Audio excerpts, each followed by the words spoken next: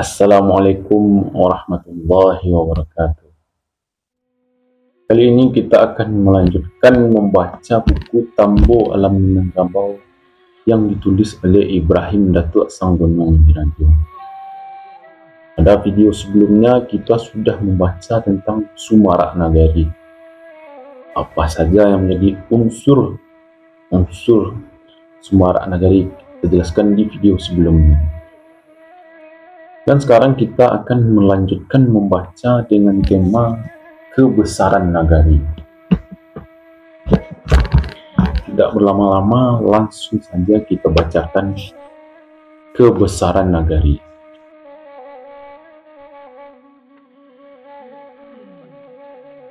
Kebesaran sebuah nagari terletak pada popularitas nagari tersebut yang didukung oleh alam, usaha atau kegiatan dan kebiasaan anak nagari.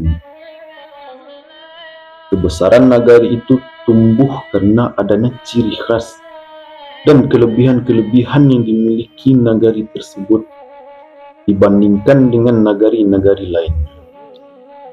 Besaran dan popularitas nagari akan tumbuh dengan cara basawah baladang, baik tiak ba ayam, bakabau bakambing, ba anak bakamanakan, bakorong bakampuang, babalai bamusaji, bacupak bagantang, ba adat balimbago, bagalanggang, bapanyambungan, batapian tampe mandi. Sumber-sumber kebesaran nagari tersebut akan dapat menghasilkan popularitas bila didukung oleh usaha-usaha yang baik yang tak terlepas dari kualitas dan kuantitas sumber daya alam dengan semangat, kemauan dan kemampuan sumber daya manusia. Kebesaran nagari akan tumbuh berupa simbol-simbol yang mempunyai daya tarik pihak luar dengan sebutan-sebutan atau julukan yang diberikan kepada nagari. Kebesaran-kebesaran nagari yang dihasilkan oleh kegiatan-kegiatan yang disebutkan di atas meliputi bidang-bidang adat istiadat, ritual agama, usaha tani dan nelayan, kerajinan, makan atau juadah, gelanggang dan olahraga, tingkah laku orang-orang kesenian dan lain-lain.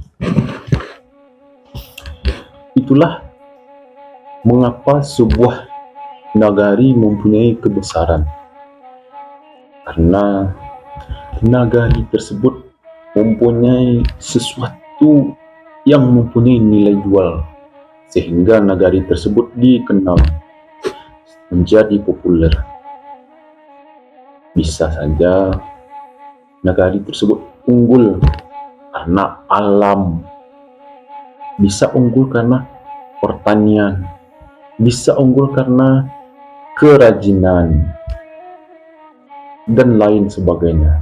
Bisa ada istiadat, bisa tradisi yang dijalankan nagari tersebut sehingga menjadi dikenal dan populer. Semakin kreatif anak-anak nagari, warga nagari, kaum di nagari tersebut, maka makin terkenal nagari tersebut.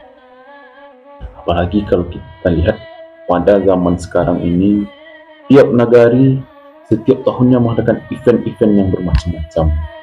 Ada event Batu Jawi di daerah Batu Sangkar, ada 1000 songket di Pandai Sike, ada yang bertani dan lain-lain sebagainya. Itulah mengapa nagari tersebut bisa menjadi sebuah nagari yang besar. Banyak contoh yang lainnya.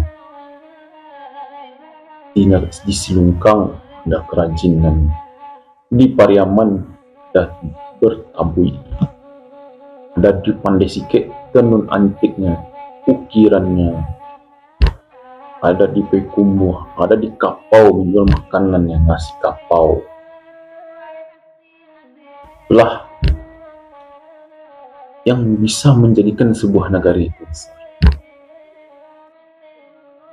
Ya, kita cukupkan video kali ini tentang kebesaran negari. Selanjutnya kita baca buku ini pada video berikutnya. Assalamualaikum warahmatullahi wabarakatuh.